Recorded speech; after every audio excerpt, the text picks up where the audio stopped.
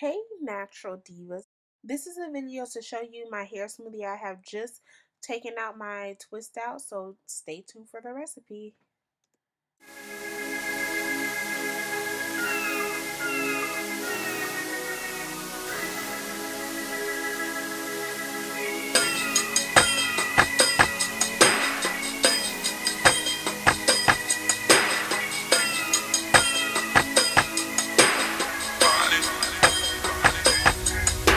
Come back really quick and show you how this looks. Let me adjust my lighting.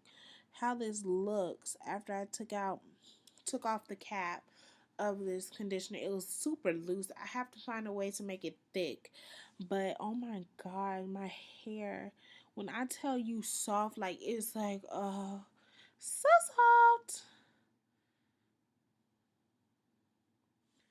It's like extremely soft, and I haven't touched it. It's extremely soft. I've never felt my hair this soft ever. Hey you guys, okay. Hey you guys, so I have washed it out.